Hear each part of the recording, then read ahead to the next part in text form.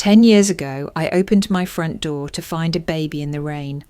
No knock, no goodbye, just my sister's child and a note that said, "Her name is Mia. I can't do this." My parents told me, "She's your burden now." My boyfriend left, but I raised Mia like my own. Then they came back, my sister, her husband, and even my parents, suing me for custody. But when I handed the judge a sealed folder, his eyes widened. "Do they even know what you have?" he asked. I nodded. This wasn't just a custody battle, it was a war for the truth. The rain was relentless that night, hammering down in cold sheets as Sarah Nolan pulled into her driveway. Her wipers had barely kept up on the slick roads, and the cold wind had slipped through the seams of her jacket as she rushed from her car to the porch. A 12-hour shift at the paediatric ward had left her legs aching, her mind foggy, and her only plan was a hot shower and a glass of red wine before collapsing into bed. She was already slipping off her shoes when she heard it, the doorbell, sharp and insistent.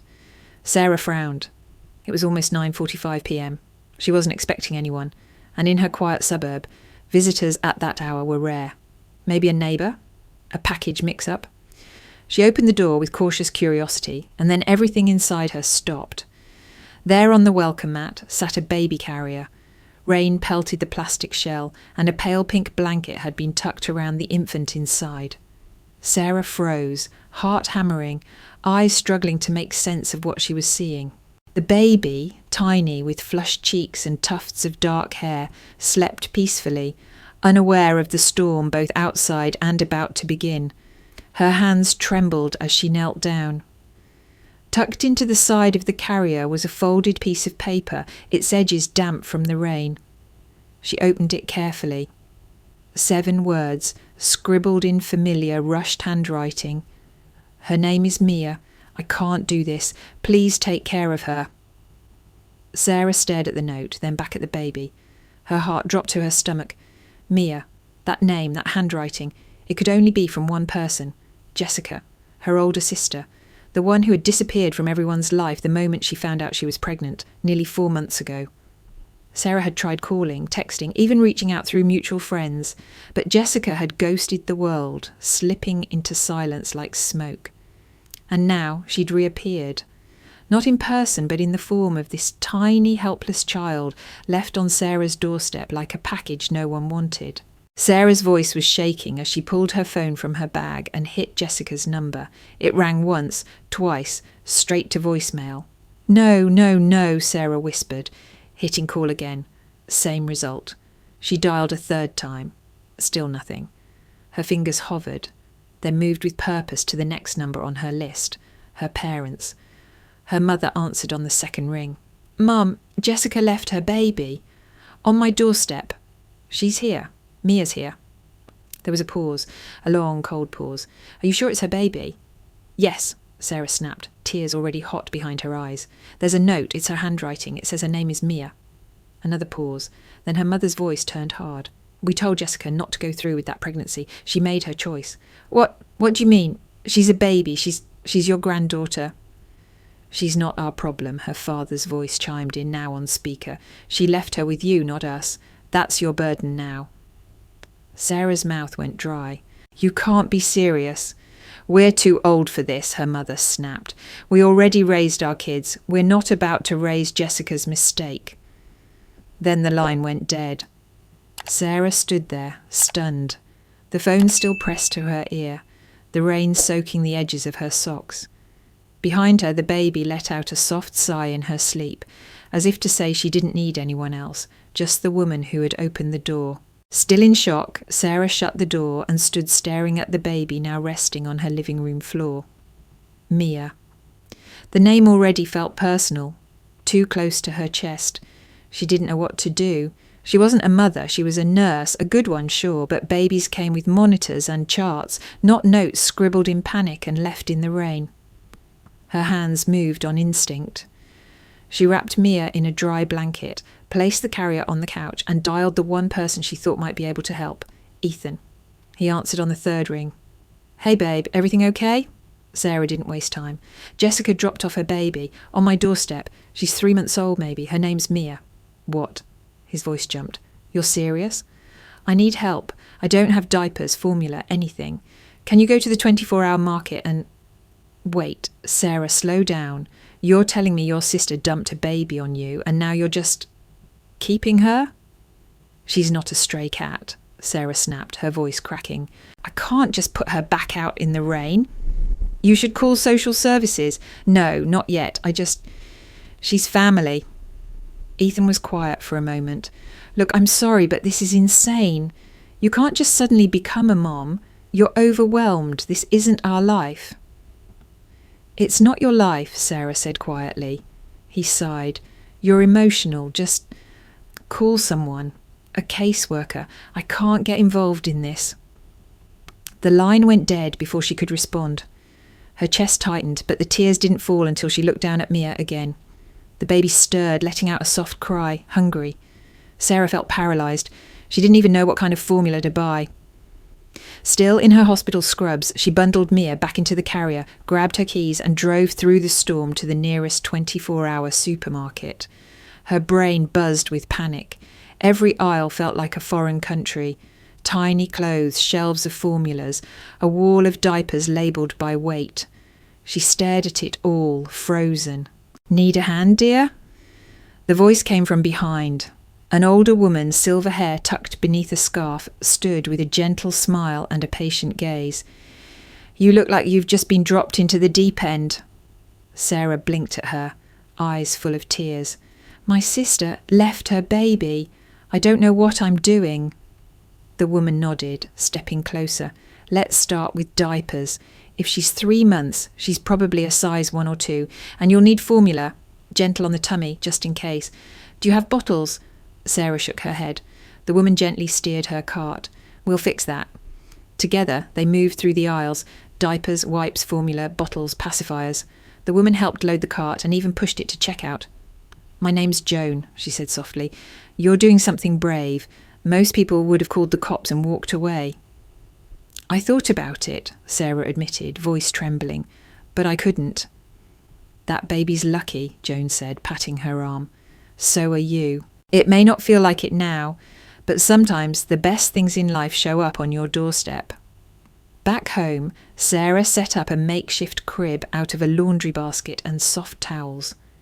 She fumbled with the formula, nervously checking the temperature 3 times before gently pressing the bottle to Mia's lips. The baby latched immediately, drinking hungrily. In that quiet moment, something shifted. Mia's eyes fluttered open, big, curious, trusting. No one had ever looked at Sarah like that before, not even Ethan. This wasn't her plan. This wasn't her life. But maybe it could be. After burping Mia and rocking her to sleep, Sarah sat on the floor beside the basket. The rain still tapped the windows. Her phone was silent. She was alone, but not entirely. She leaned in close and whispered, I don't know what I'm doing, but I promise you're not alone anymore. By morning, Sarah had made her decision. The air was heavy with the scent of formula and lavender baby wipes, and she hadn't slept more than an hour. Mia lay bundled beside her on the couch, her tiny chest rising and falling in peaceful rhythm. Sarah stared at the ceiling, then at her phone. Her hospital supervisor answered on the second ring. I need to take emergency family leave, Sarah said, voice hoarse. Of course, the supervisor replied without hesitation. Take the time you need. With that, Sarah's old life began to fold behind her.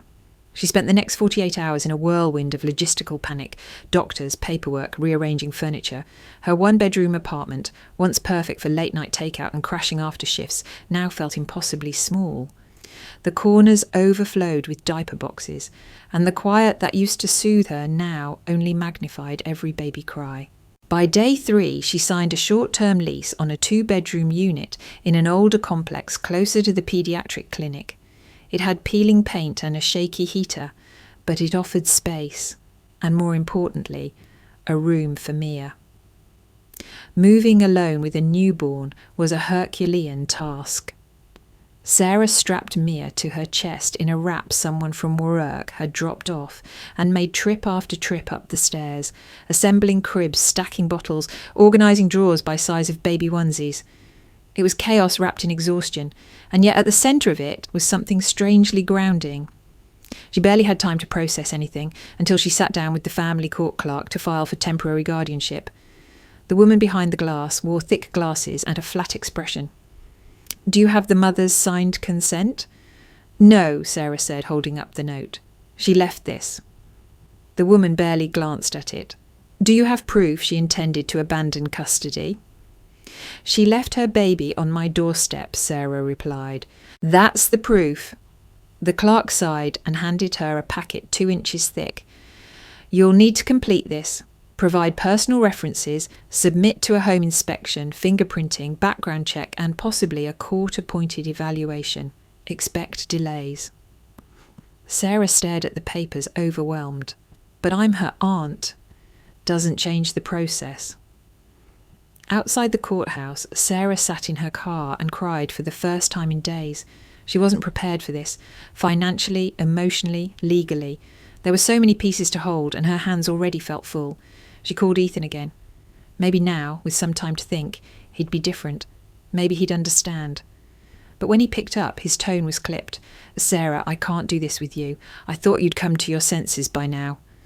"She's a baby, Ethan, my niece." "This isn't my life," he said. "And frankly, it shouldn't be yours either. You're throwing everything away." She hung up before he could finish. The rest of that week blurred, feeding every 3 hours, crying jags, both Mia's and her own. Sarah studied YouTube videos about swaddling, called her old nursing mentor at midnight about rashes, and kept a notepad of questions she had for the paediatrician. Every bottle washed felt like a small victory. Every successful nap, a triumph. She burned through her savings buying a crib, formula, and doctor visits. She learned the smell of diaper cream and the weight of sleeplessness. She also learned how much love could be crammed into the quiet moments, when Mia curled her hand around Sarah's finger or sighed softly against her chest. She wasn't sure what the next day would bring. But every night, as she checked Mia's breathing for the 5th time before allowing herself to rest, Sarah whispered the same promise. "I'm here, and I'm not going anywhere." 3 weeks after Mia arrived, Sarah returned home to find her apartment lit with soft string lights, pink streamers, and a room full of colleagues holding diapers like trophies. "Surprise!" they all shouted as she blinked at them in confusion, Mia snug against her chest in a wrap. Her supervisor stepped forward, grinning. "You didn't think we were going to let you do this alone, did you?" They had brought everything: a stroller, a car seat, boxes of formula, wipes, clothes in various sizes, baby books, even second-hand toys from their own children. One nurse handed her a framed drawing with the words, "It takes a village, and we are yours." Sarah cried openly for the first time without shame. For that evening, in that small, overstuffed living room, she didn't feel abandoned. She felt surrounded. The next week, she met Gloria. Sarah had posted on a local parent forum, asking for trusted childcare recommendations. Gloria, a retired preschool teacher in her late 60s, now ran a small home daycare nearby. When Sarah visited, she found a cosy bungalow with rainbow rugs, shelves of picture books, and a back porch that smelled faintly of fresh cookies. Gloria welcomed her like family. "You look like you haven't sat down in days," she said, motioning Sarah to the kitchen table. "Let me hold that baby while you drink some tea." Within an hour, Sarah knew she'd found a safe place. Gloria had a quiet steadiness about her, a way of holding Mia that made the baby sigh with contentment. They agreed on part-time hours so Sarah could catch up on sleep, court filings, and eventually return to work part-time. But still, a question haunted her. Where was Jessica? She needed closure, answers. With borrowed money, Sarah hired a private investigator. It felt drastic, even paranoid, but she couldn't shake the feeling that her sister might reappear and demand Mia back. The PI worked quickly. Within 2 weeks, he tracked down credit card activity and an old social media login from a diner in San Diego. Jessica had worked there for a few weeks, then vanished again. No legal record since. It was both a relief and a stab of pain. Her sister was alive, just choosing not to be found. Sarah saved the file, unsure what to do with it. Then Mia got sick. It started with a cough, then a low-grade fever. By midnight, the baby's breathing became shallow and fast. Panic seized Sarah in a grip colder than any she'd felt in the ER. She bundled Mia into her car and sped to the hospital, hands white-knuckled on the wheel, whispering over and over, "Stay with me, just stay with me." In the paediatric emergency room, Sarah reverted to nurse mode, describing symptoms, demanding oxygen, holding Mia's hand as monitors beeped around them. But underneath the clinical calm, she was falling apart. What if something happened to Mia? What if her sister's carelessness, her own lack of knowledge, had cost this child her health or worse? She didn't realise she was crying until a young resident handed her tissues. "You're doing everything right," he said gently. Mia recovered after a long night of observation, a respiratory virus the doctors said would pass. Sarah stayed awake the entire time, rocking her, whispering lullabies into sweaty curls. When dawn came and Mia finally fell into a steady sleep, Sarah didn't feel exhausted. She felt changed. This baby, who wasn't hers by blood, had become the centre of her world. There was no longer a question in her mind. Mia was her daughter in every way that mattered. 5 years passed in what felt like the blink of an eye. Mia was now a bright, inquisitive 5-year-old with wild curls, skinned knees, and a deep love for dinosaurs and glitter. She called Sarah Mommy without hesitation, the words slipping from her lips as naturally as breath. It had started around age 2, unprompted, unexpected. One morning she toddled into the kitchen and said, "Mommy, juice please," and Sarah had nearly dropped the glass in her hand. That single word changed everything. Sarah never corrected her. She couldn't. Mia wasn't her niece anymore. She was her daughter in every way that mattered. Wanting more time with Mia, Sarah made a hard decision to step away from the hospital.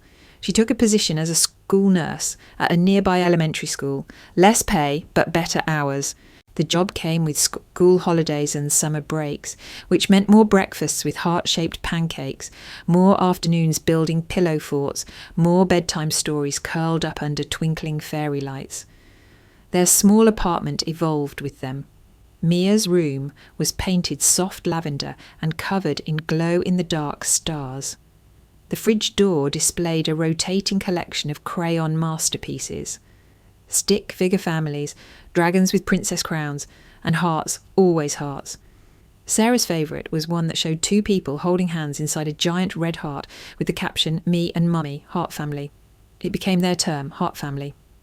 Whenever Mia asked why she didn't have a daddy like some of the other kids, or why her skin was a little darker than Sarah's, or why Grandma never stayed long, Sarah would crouch to her level and say, "Some families are born from blood, and some are chosen with love. We're a heart family, and that's just as real." Most mornings they sat on the couch together, eating toast with honey and talking about Mia's dreams. Some days it was flying whales, other days dancing clouds. On Sundays, they visited the park near the school where Mia raced other kids on the jungle gym, while Sarah read books on the bench nearby, always with one eye on her daughter, but some questions were harder to answer. One night, while Sarah was folding laundry and Mia was colouring at the kitchen table, the question came, quiet, tentative. "Mommy, who did I grow in?" Sarah froze, a sock in each hand. She turned slowly to find Mia staring up at her, eyes wide, serious in the way only children could be. "You said I came from love," Mia said, "but did I come from your tummy?" Sarah knelt beside her. "No, sweetheart," she said gently. "You grew in someone else's tummy. Her name is Jessica." "Is she nice?" "She had a hard time," Sarah replied honestly. "She wasn't ready to be a mommy when you were born.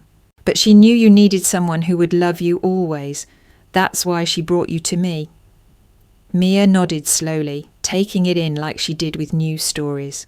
"So, she gave me to you because she loved me?" "Yes," Sarah said, voice thick, "and I loved you from the very first second I saw you." Mia reached out and touched Sarah's cheek. "I'm glad you're my mummy." Sarah pulled her into a hug, holding her tightly. There were still holes in the story, some truths Mia wasn't ready for and maybe never needed. But Sarah knew one thing with absolute certainty. They had built something real, something unbreakable, a family of 2, bound by heart. A week after Mia's question about her birth mum, Sarah decided to do something more tangible, something that might help her daughter understand their unique little world. She pulled out a blank scrapbook, printed photos from the past 5 years, and sat down to create what she called our Heart Family book. On the first page, she glued a photo of them at the park, arms raised in victory over a conquered jungle gym, grins stretching across their faces. The caption beneath read, "Just us two, team forever." Each page told a piece of their journey: first walks, Halloween costumes, pancake breakfasts, sick days spent curled up with storybooks. Interwoven were simple explanations in child-friendly words. Some kids grow in their mommy's tummy, some grow in their mommy's heart. Another read, "Family isn't always about who you're born to, it's about who stays." Mia adored the book. She carried it around like a prized possession, sometimes reading it aloud to her stuffed animals. Sarah caught her once explaining to her plush unicorn, "This is me and Mummy. We're a heart family, not a blood one. That's better because hearts don't give up." Sarah smiled at the memory, but not every moment was so warm. Her parents, Mia's biological grandparents, visited about 4 times a year. Their visits were brief and always strained. Sarah invited them, not because she trusted them, but because she didn't want Mia to grow up without some connection to her roots, however complicated. But each visit chipped away at Sarah's patience. Her mother would step inside and immediately comment on the clutter. "This place could use a good organising," she'd mutter, wrinkling her nose at Mia's drawings taped to the fridge. Her father rarely said much. He would stand stiffly in the doorway or sit on the edge of the couch, arms crossed, as if Mia were some science project he didn't quite approve of. Once, during a visit, Mia excitedly brought over her Heart Family book to show them. Her grandmother flipped through it with a tight smile. "Well, this is cute," she said, "but don't you think she should know her real family?" Sarah took a deep breath, kneeling beside Mia. "You know who your real family is, right?" Mia nodded. "It's you, and me, and Gloria, and Miss Jen from school, and even Mrs. Santiago who makes banana bread." Sarah smiled. "Exactly." After they left, Sarah stood by the door for a long time, wondering why she kept letting them in. Maybe she still clung to the idea of reconciliation, or maybe she wanted Mia to see that family could be flawed, but survivable. Then came the unexpected twist. It was a Saturday afternoon, and Gloria had stopped beside with a basket of blueberry muffins. Mia was in the backyard painting a cardboard rocket ship, while Sarah and Gloria sipped tea on the porch. Gloria reached into her purse and pulled out a local event magazine. "I was helping sort books for the church fundraiser, and someone handed me this," she said, tapping a page. "Take a look at the bottom corner." Sarah squinted at a group photo from the annual Spring Arts Fair. The image was blurry, but the figure near the back, dark hair pulled into a familiar messy bun, sunglasses perched on her head, a faint smirk, was unmistakable. Jessica. Sarah's stomach dropped. "She's back," she whispered. "I didn't know for sure until I saw this," Gloria replied, voice low, "but I'd bet money. That's your sister." The photo was from last weekend. The same weekend Mia had asked about her birth mum. The timing felt too perfect, too coincidental. Sarah closed the magazine, her heart thudding in her chest. Jessica hadn't called, hadn't reached out, but she was back in town. Watching, waiting, something was coming. Sarah could feel it. It started with a text message. Jessica. "Hi Sarah, I know this is unexpected. I'd really like to talk. Coffee sometime? Please." Sarah stared at the screen for nearly 10 minutes, rereading the words, trying to decipher the intent behind their simplicity. It had been over 5 years, half a decade since the night Jessica vanished, leaving Mia behind like a forgotten suitcase in a storm. Her first instinct was to delete it, ignore it, pretend it had never come. But something gnawed at her. Curiosity, anger, closure. She finally responded with a single line. "Tomorrow, 10 a.m. Clara's Cafe. Just us." The next morning, Sarah arrived early, choosing a table near the window where she could see everyone who walked in.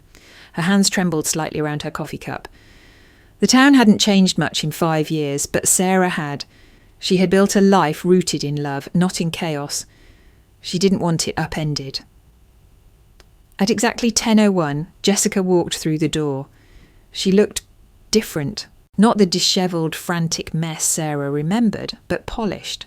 Her dark hair was styled in a sleek bob, her makeup light but meticulous. She wore a blazer over a crisp blouse and carried a leather purse that screamed upper-middle-class suburbia.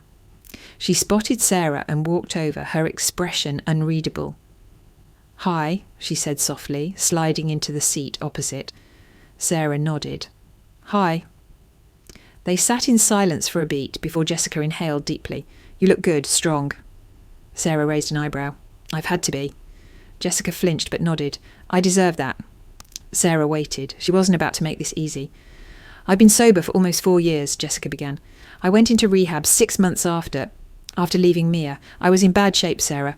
I didn't even trust myself to hold her. I thought I'd break her." "You already did," Sarah said, voice low. Jessica didn't argue. "You're right. I was selfish, scared, sick." She went on to explain her journey, stints in rehab, relapses, therapy, how she'd met Logan, a counsellor at one of the facilities, after she'd been clean for a year, how they'd moved to Arizona, then back to California, and recently, here, back home. "Logan got a job at a non-profit design firm," she said. "I freelance now, graphic design.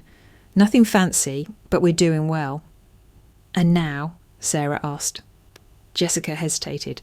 "Now I want to meet her, Mia. I don't expect anything. I don't want to confuse her. I need to see her, to know the little person I brought into the world is okay." Sarah studied her sister, searching for cracks, manipulation, guilt-tripping, hidden agendas. But Jessica's expression held something different. Remorse, maybe even sincerity. "I'm not here to take anything from you," Jessica added quickly. "I know you're her mum. You've earned that. I just want a chance to be around. Like an aunt, maybe, a friend." Sarah folded her arms, heart pounding. You didn't even call.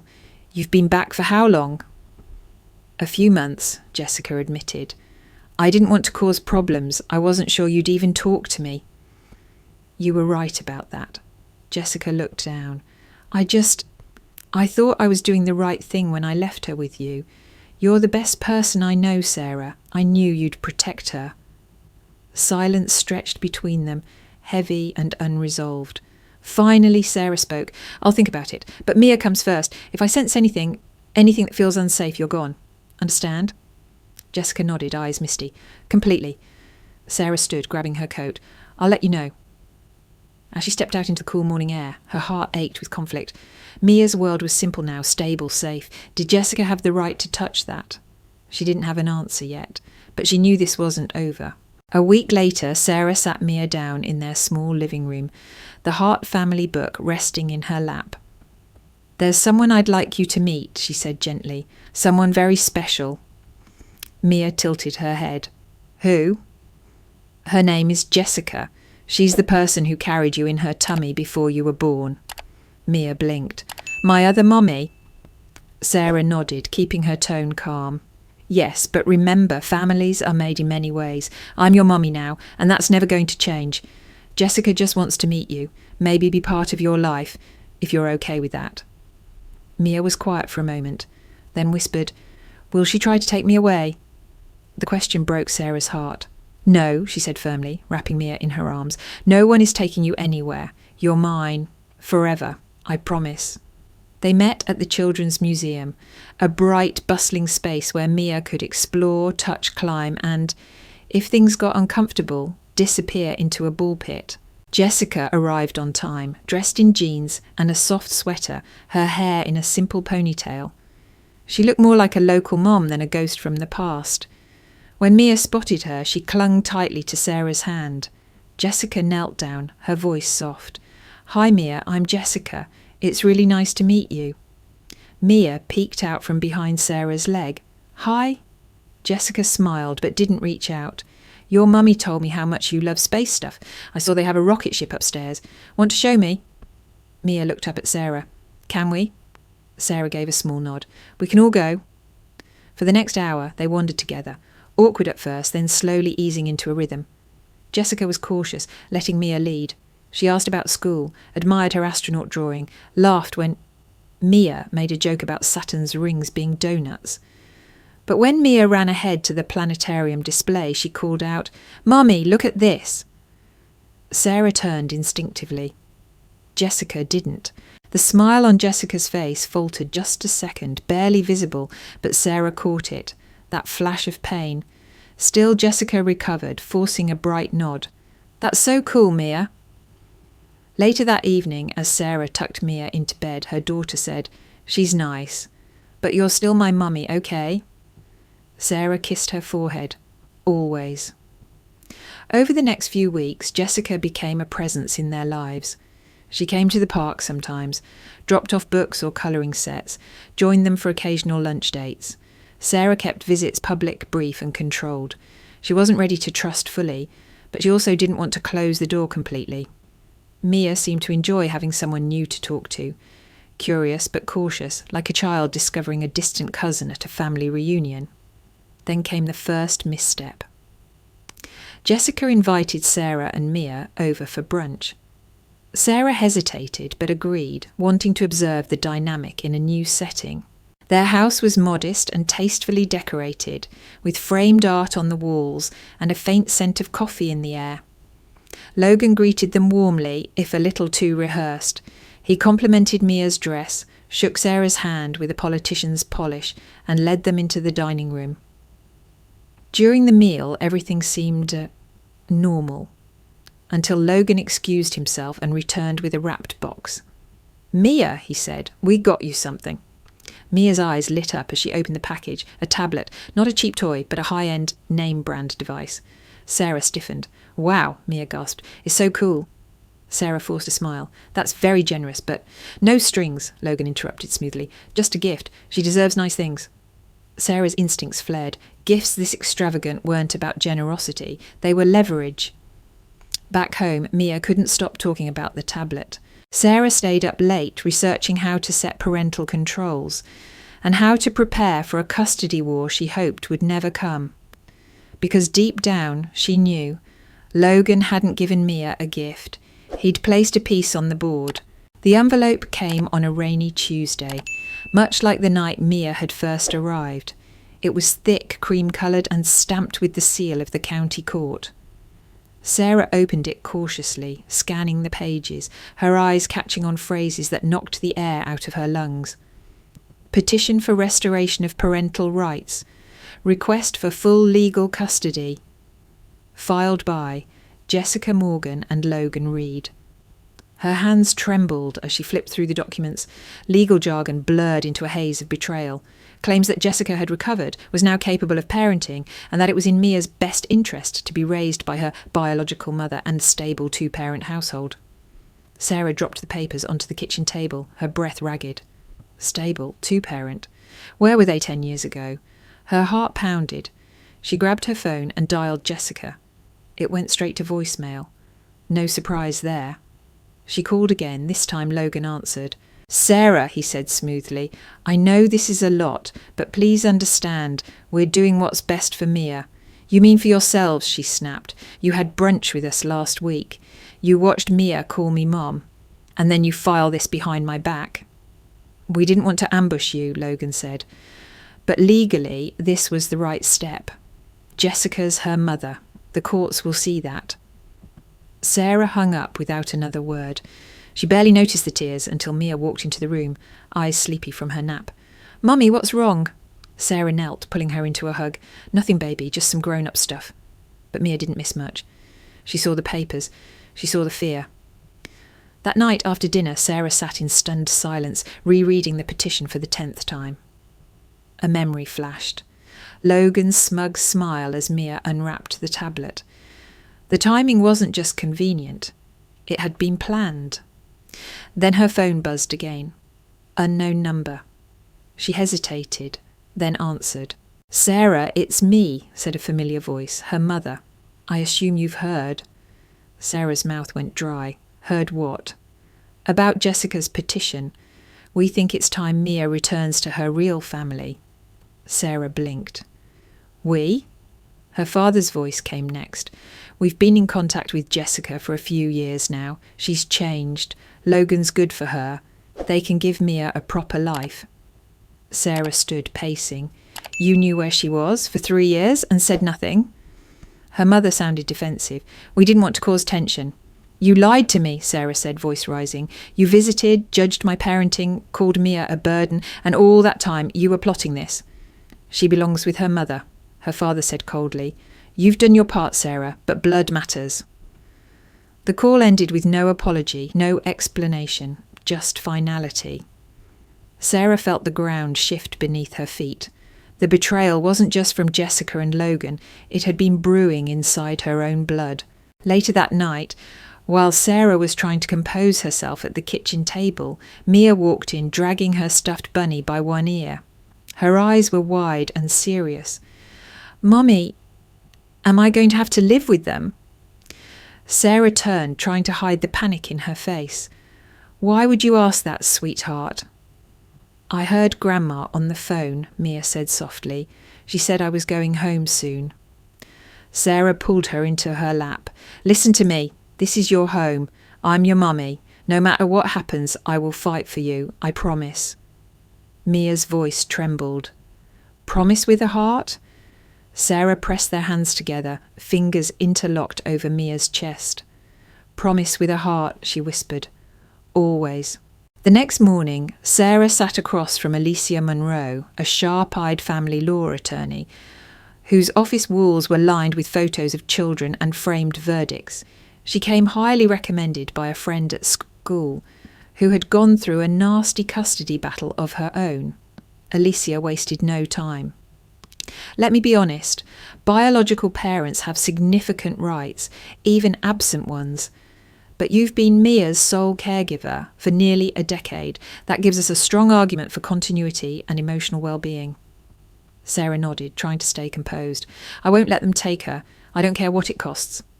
We'll do everything we can, Alicia said, already scribbling notes. First step, build a case. I need everything. Pictures, school records, medical documents, emails, texts. Any proof that you've been her constant. The more the better. Sarah spent the next week assembling a mountain of documentation. She created folders, digital and physical. Photos from Mia's first birthday, her first steps, her preschool graduation. A video of Mia introducing herself to her kindergarten class as Mia Nolan, and this is my mummy. Report cards, paediatric visits, family drawings, emails from her parents refusing visits, texts from Jessica years ago begging for silence. She also pulled out old letters, unsent notes she'd written to Jessica, updating her on Mia's milestones. Notes she had once hoped to deliver. Now they were evidence. Alicia reviewed everything meticulously. This paints a clear picture, but we need more. That's when Sarah remembered him, Cal Dorsey, the private investigator she'd hired years ago to find Jessica. She hadn't spoken to him since, but his number was still saved in her phone. He answered on the first ring. Sarah Nolan. Didn't expect to hear from you again. I need your help, she said. It's urgent. They met in a quiet corner of a diner later that afternoon. Sarah laid it out. Jessica's return, the custody suit, the feeling that something deeper was at play. Cal listened, then leaned back in his chair, thoughtful. You think there's another motive? I know there is, Sarah said. Logan's been too smooth, too prepared, and the timing. Jessica shows up out of nowhere right after Mia turns 10. It doesn't feel like love, it feels strategic. Cal scratched his beard. All right, let me dig. 3 days later he called. I found something. They met again, this time in Alicia's office. Cal spread out a folder filled with screenshots and documents. Logan has been conducting extensive searches, genealogy databases, social media, even private ancestry sites, all tied to a man named Daniel Brooks. Who's that? Alicia asked. Mia's likely biological father, Cal said. He was a college classmate of Jessica's. They had a brief relationship, but here's the kicker. Daniel's grandfather passed away last year. Left him an estate worth over $6 million. Sarah's blood ran cold. Jessica never told me who the father was, she whispered. Never. Logan tracked him down 6 months ago, Cal continued. Then suddenly Jessica moves back and the custody petition is filed. Coincidence? I don't think so. Alicia leaned forward. If they gain custody, they can establish paternity, claim backdated child support, and secure financial control over Mia's assets as her guardians. Sarah's stomach twisted. It wasn't about family, not love, not redemption. It was about money. She stood slowly, fists clenched. They're not just trying to take her, they're trying to cash her in. Alicia met her gaze. This changes everything. With proper documentation, we can challenge their credibility and their motives. Sarah exhaled, trembling with rage. Then let's go to war. The courtroom smelled like old paper and tension. Sarah sat at the petitioner's table in a navy blue blazer, her heart pounding with a mix of rage and terror. Alicia sat beside her, calm and composed, stacks of neatly labelled folders in front of them. On the other side of the aisle, Jessica looked like the picture of maternal sorrow. Her makeup was light, eyes watery, hands clasped tightly in her lap. Logan wore a tailored grey suit, every inch the supportive husband. The judge, a woman in her late 60s with silver hair and sharp glasses, entered and called the room to order. This is a hearing to determine the custody and parental rights of minor child Mia Nolan, age 10, she began. We will hear from all relevant parties and assess the best interest of the child above all else, Jessica testified first. She stood with deliberate fragility, her voice low and trembling. I made terrible mistakes, she said. When Mia was born, I was broken, addicted. I couldn't even hold her without shaking. I thought leaving her with Sarah was the only way to protect her. She sniffled, wiping at tears with a tissue. I didn't abandon her because I didn't care. I left because I did. Alicia leaned over and whispered, "Watch the performance. Judges have seen it all." Jessica continued, "Since then, I've gotten clean. I've rebuilt my life. I've married a good man. We bought a house in a safe neighbourhood with a great school. I'm not here to erase the past. I just want to be a mother to my daughter." She stepped down, and Logan replaced her on the stand. Where Jessica had played regret, Logan played precision. "We own a 4-bedroom home in a top school district," he said confidently. "I make a steady 6-figure income, and Jessica works freelance from home. We've already started a college fund for Mia. We can offer her the kind of future every child deserves." He turned towards the judge. "Sarah has done her best, and we respect that. But she's a single parent in a small apartment, working 2 jobs. Mia deserves stability, resources, and the support of 2 loving adults. That's what we can provide." Sarah's jaw clenched. The narrative was clear. They were the picture-perfect family swooping in to rescue the child. Then came the testimony that broke something inside her. Her own parents took the stand. Her mother spoke first, dressed in pearls and a pale sweater. She smiled tightly at the judge. "We've always wanted to be part of Mia's life, but Sarah, she shut us out. She made it difficult to visit, difficult to bond. She's never let Mia attend family holidays with us," her father added. "We've tried, but Sarah always had an excuse. We're her grandparents, but we've been treated like strangers." Sarah could hardly breathe. Lies, twisted half-truths, sculpted to make her look like a gatekeeper instead of a protector. "She needs her real mother," her mother concluded. "Blood is blood. It's time for Sarah to let go." Alicia gently placed a hand on Sarah's wrist under the table. "Stay steady," she whispered. "Our turn is coming." But Sarah couldn't stop staring at her parents as they stepped down, avoiding her gaze entirely. They weren't just backing Jessica. They were burying her. In that moment, Sarah understood something vital. This wasn't a custody hearing.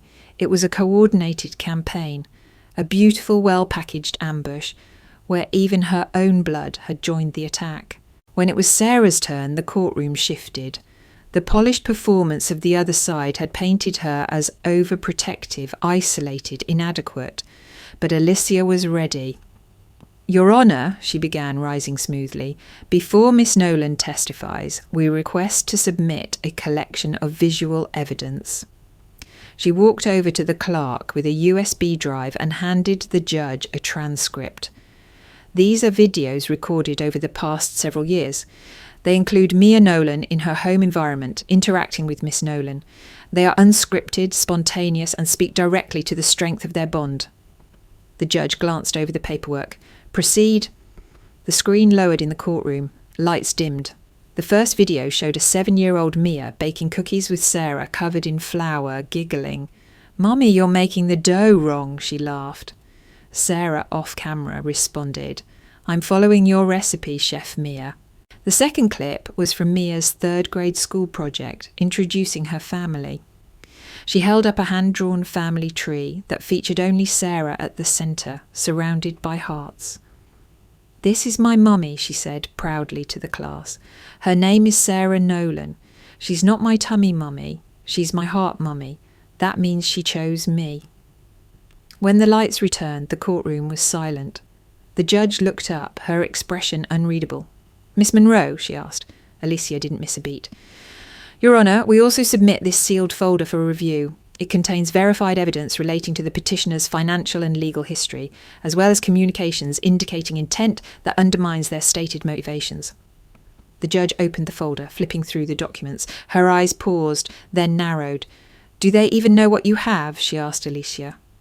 Sarah caught the quick flicker of panic across Logan's face. "No, Your Honour," Alicia replied. The judge read silently for another full minute. Then she looked directly at Logan. "Mr. Reed, were you going to disclose your prior arrest for domestic battery?" Gasps echoed in the room. Logan sat rigid. Jessica turned towards him, stunned. "What?" "It was dismissed," Logan muttered. "But it happened," the judge said, "and it involved a prior partner.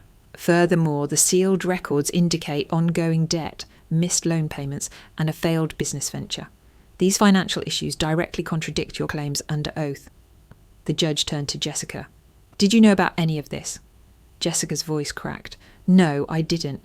And yet," the judge continued, "you've asked this court to remove a child from the only home she has ever known and place her under the guardianship of a man with an unreported violent history and unstable finances." Silence. Sarah's pulse thundered. Then the judge folded her hands. "This court finds that it is not in the best interest of the child, Mia Nolan, to be removed from her current guardian. The petition for custody by Jessica Morgan and Logan Reed is hereby denied." Sarah barely heard the rest. Her body slumped with a mixture of shock and overwhelming relief. The judge wasn't finished. Furthermore, Jessica Morgan will be granted supervised visitation rights to be coordinated through family services. These may be reassessed in 1 year, contingent upon behaviour and demonstrated respect for the current custodial arrangement. She looked towards Sarah. "Miss Nolan, your dedication and history of care are evident. The court recognises you as the legal guardian and de facto mother of Mia Nolan." The gavel came down. "Court is adjourned." A murmur of stunned voices filled the room, but Sarah stayed seated, her hand clutched over her heart, tears finally flowing. Alicia leaned in and whispered, "We did it." Jessica sat frozen. Logan stood quickly and walked out without looking back. Sarah didn't care. Mia was safe. The war was over. The hallway outside the courtroom was quiet, muffled compared to the storm of emotions still swirling inside Sarah. The gavel had dropped, the war declared over, but her heart hadn't caught up yet. It was still galloping, still gripping every nerve as if another blow could fall at any second. Then she saw her. Mia stood at the end of the corridor, holding the hand of her art teacher, Miss Rivers, who had volunteered to wait with her during the hearing. Her eyes searched for Sarah's the second the elevator doors opened. "Mummy?" Sarah knelt without thinking. "Baby girl," she whispered, arms outstretched. Mia ran and flung herself into Sarah's embrace. "What did the judge say? Do I still stay with you?" Sarah kissed her forehead, her cheeks, her nose, holding her as tightly as she dared. "Yes, baby, you stay with me always." Mia's small body sagged with relief. "You promised, and you kept it. I always will." They held each other for a long time in the quiet corridor. Mother and daughter, not by law or blood, but by every beat of the heart. In the weeks that followed, Sarah focused on helping Mia heal. Though the custody battle was over, the scars were fresh. Mia, once so vibrant and carefree, had become unusually quiet at school. She clung tighter to Sarah at drop-off, asked repetitive questions about the next day's schedule, and began waking at night from dreams she couldn't explain. With Alicia's guidance, Sarah enrolled her in therapy with Dr. Bethany Rhodes, a child psychologist who specialised in attachment anxiety. Sessions were gentle, drawing, storytelling puppets, but the truth always found its way to the surface. I was scared she'd take me, Mia told Dr. Rhodes one day, her crayon colouring slow and heavy. Even though I told the judge I wanted to stay, what if they didn't listen? Who do you mean by they? The doctor asked gently. Mia thought for a moment. Grown-ups who don't know me.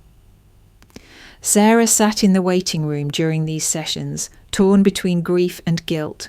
She had fought so hard to protect Mia, but the battle had left bruises, silent ones beneath her daughter's small smile. Still, healing was a process, and each day brought small victories. One evening, Mia curled beside Sarah on the couch with her favourite blanket. Do you think Jessica's still mad? Sarah hesitated. No, I think she's sad and maybe sorry.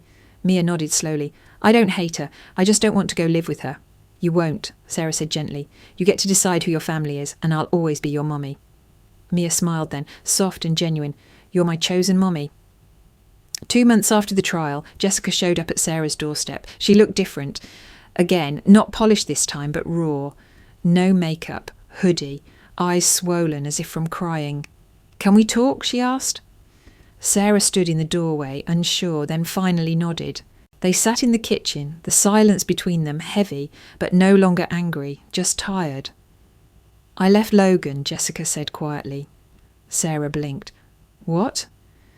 The day after the ruling, I found out. You were right. He wanted the money, not Mia, not us. He already knew about Daniel Brooks. He was planning the whole thing before we even moved back. Sarah said nothing. There was nothing to say. Jessica wiped at her face. I let him convince me this was my shot to make things right, that I deserved a second chance as a mother. But the truth is, I wasn't fighting for Mia. I was fighting for my own redemption, and I used her to do it. She looked up, eyes red. I'm so sorry, Sarah, for everything. You didn't deserve any of it. Sarah swallowed hard. Mia's in therapy. She's scared to lose me. She has nightmares. Jessica winced. I deserve that. There was a long pause before Sarah spoke again. You're her birth mother. That doesn't just disappear. But if you want to be in her life, it has to be on her terms and my conditions. Jessica nodded. I'll take whatever I can get. Supervised visits, Sarah said. No surprises, no gifts, no Logan, ever. Agreed. They sat in silence again, sipping the lukewarm tea Sarah had made out of habit. It wasn't forgiveness. Not yet. But it was something. A beginning. 6 months after the trial, life found a new rhythm. Slower, gentler, deeply intentional. Sarah received a promotion at the school district, health services coordinator, overseeing wellness programs across several campuses. It came with a modest raise, better benefits, and, most importantly, flexibility. It meant no more rushing through grocery runs between double shifts. It meant walking Mia to school in the mornings and helping with science fair projects in the evenings. It also meant a fresh start. Sarah used part of her savings to put a down payment on a cosy little house with a backyard. It wasn't flashy, but it had white shutters, a lemon tree, and a tiny garden plot along the back fence. When Mia saw it, she squealed with joy. Can I grow strawberries? You can grow a whole forest if you want, Sarah laughed, sweeping her into a spin. They painted her new bedroom together, mint green with cloud decals on the ceiling, and built raised garden beds one Saturday afternoon with help from Gloria, who brought lemonade and moral support. On the first night in their new home, Mia stood barefoot in the yard, sprinkling seeds and whispering wishes into the dirt. As summer faded, Mia's 11th birthday approached. This time, Sarah went all out, not in extravagance, but in heart. She invited Mia's closest friends, decorated the backyard with strings of fairy lights and handmade paper flowers. They roasted marshmallows in a fire pit and watched a homemade slideshow of Mia's life, her first steps, missing teeth, Halloween costumes, school plays. The final photo was of the two of them, sitting on their tiny old balcony, wrapped in blankets, watching the stars. As the crowd cheered, Mia turned to Sarah with teary eyes and hugged her tight. Best birthday ever, she whispered. Later that evening, when the guests had gone and the yard was scattered with gift wrap and laughter residue, Mia handed Sarah a small envelope. "It's not fancy," she said, "but I made it just for you." Sarah opened it slowly. Inside was a handmade card, drawn with coloured pencils and glitter glue. On the front was a big heart with 2 stick figures, one tall, one small, holding hands under a rainbow. Inside, in Mia's careful, slightly crooked handwriting, were the words, "To the mom who chose me every day, love makes family." Sarah's breath caught. Her eyes filled instantly. She reached for Mia, holding her close, her voice thick with emotion. "Thank you, sweet girl. This is the most beautiful thing I've ever been given." Mia smiled sleepily. "You're my forever." That night, after tucking Mia into bed, Sarah sat in the garden under the soft string lights they hadn't taken down.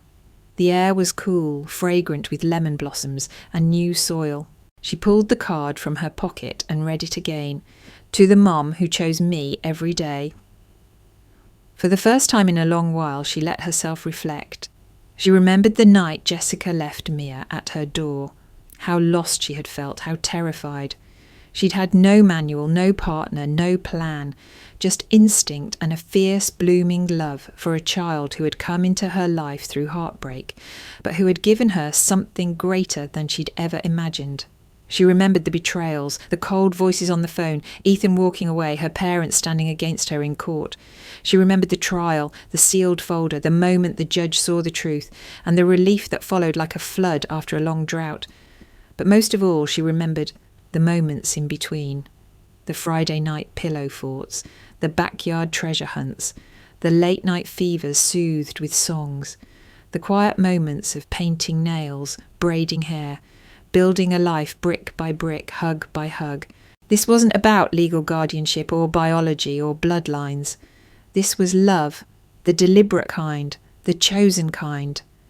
She looked up at the stars and thought of how far they'd come. Mia was thriving, brighter, stronger, more curious than ever. She was brave and silly, clever and kind, and Sarah had gotten to be there for every second of it. A soft shuffle of feet behind her broke the silence. Mia padded out in her pyjamas, a blanket wrapped around her shoulders like a cape. "I couldn't sleep," she whispered. Sarah opened her arms and Mia climbed into her lap. They sat together in the quiet garden, wrapped in each other, the world gentle around them. The sun was just starting to set, casting gold and peach across the sky. Sarah watched the colours melt and shift, warm against the silhouette of their new life. "I never planned to be a mother," she said softly. Mia looked up. "But you're the best one." Sarah smiled through tears, brushing a curl from her daughter's forehead. "But you were the best detour life ever gave me."